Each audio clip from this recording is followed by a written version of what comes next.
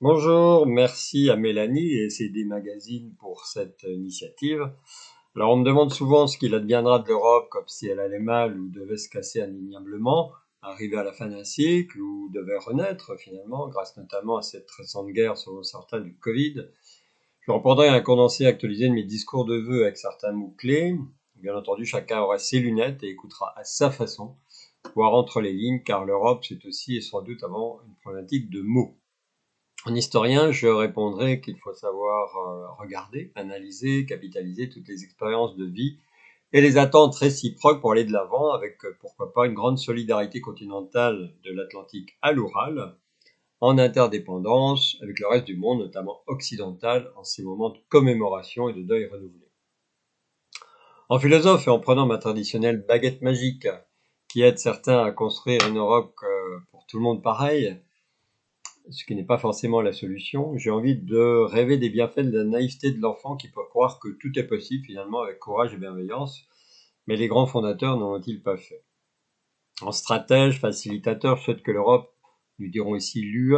réfléchisse en même temps sur les 4 piliers et principes de la politique générale, à savoir la stratégie, la structure, l'identité, la prise de décision,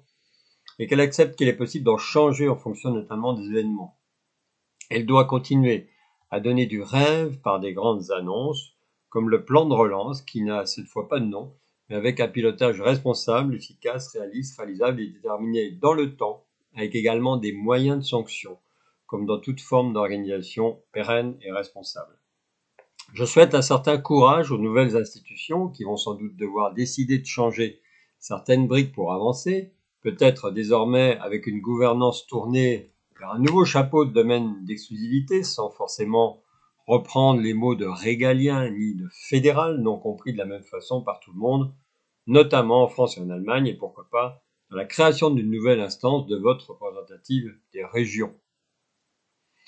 Élus et institutionnels doivent trouver le chemin de l'écoute et de la pédagogie avec une valorisation reconnue de ce qu'apporte l'Union européenne, sans forcément la mettre toujours à leur profit quand ça les arrange, ou éviter de dire que l'Union est exigeante quand ce sont eux qui durcissent trop les réglementations, notamment dans l'agriculture, qui doit d'ailleurs rester une force motrice comme elle l'a été au début de la construction européenne, même si elle doit aussi être adaptée à l'environnement et à la santé. Le pacte vert et son financement ne doivent pas être une variable d'ajustement, même s'il faut parfois faire des choix budgétaires, mais doit néanmoins montrer une certaine souplesse pour une meilleure atteinte des objectifs fixés. Je souhaite que la Commission, qui se veut désormais forte, responsable, agile, décloisonnante et géopolitique, pour reprendre les mots de la présidente, qu'elle sache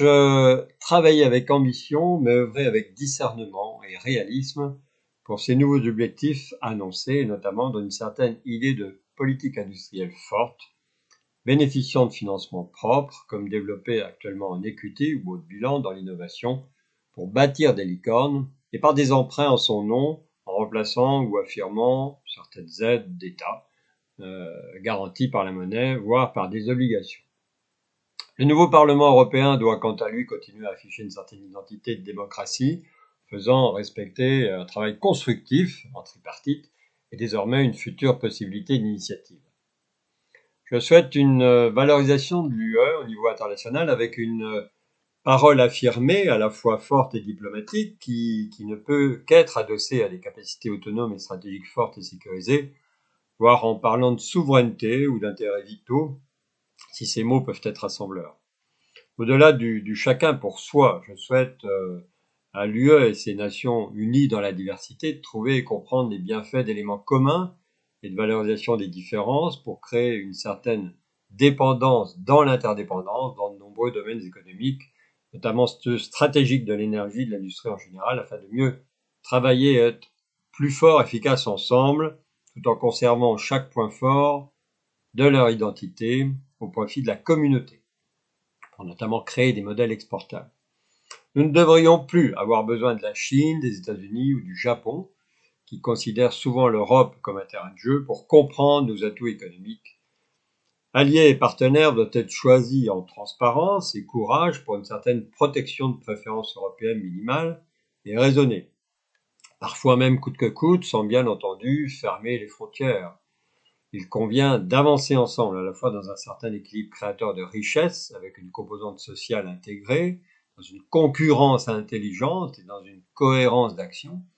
à la fois bilatérale et multilatérale, en continuant à veiller au choix des citoyens, mais avec de nouvelles initiatives.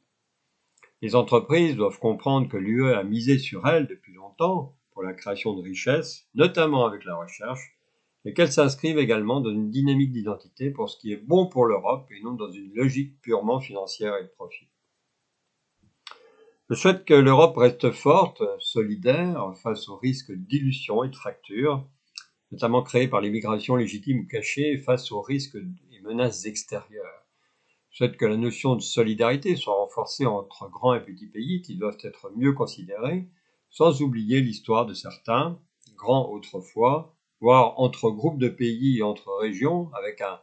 partage de préoccupations des 4 points cardinaux de nos frontières, sans forcément apporter la même réponse ou contribution. Les pays fondateurs doivent continuer à aider financièrement les pays nouvellement rentrés ou candidats afin de consolider leurs économies, mais ceci doit se faire avec mesure et respect de règles fondamentales, sans inciter à certaines dépenses cofinancées qui peuvent mettre en péril des économies déjà fragilisées face aux investissements à réaliser dans certains domaines prioritaires. Ces mêmes pays doivent reconnaître cet effet de levier qui leur apporte souvent des technologies récentes et penser aussi en termes de retour d'investissement, voire en réattribution pour les pays fondateurs qui désormais en reçoivent moins, mais émettent de nouveaux besoins, notamment sur les infrastructures. Par ailleurs, certaines dynamiques doivent être mûries au sein de groupes de cohérence, notamment au sein de la zone euro, afin d'éviter tout risque de contagion. Il semble important qu'une fiscalité soit régulée tout en laissant une souplesse d'ajustement pour chaque pays. Je souhaite à la France et l'Allemagne, force motrice majeure de l'Union, qu'elles sachent trouver les bons mots et les bonnes solutions pour se parler sans forcément se jalouser, se copier, s'imposer ou se blâmer et savoir considérer les autres en confiance et pourquoi pas dans une notion de label où chacun est libre de proposer une solution. Je souhaite que nos amis britanniques, qui semblent cette fois avoir décidé une certaine voie, trouvent une forme de partenariat équitable et équilibré pour tout le monde, que tout le monde puisse faire son deuil sans regret ni espoir de revanche, afin d'œuvrer comme un couple séparé, mais sachant continuer à travailler et se côtoyer de façon intelligente en conservant les éléments positifs du passé et en acceptant le fait de s'être trompé, peut-être par manque de maturité, comme nous pouvons le faire avec un autre grand pays candidat.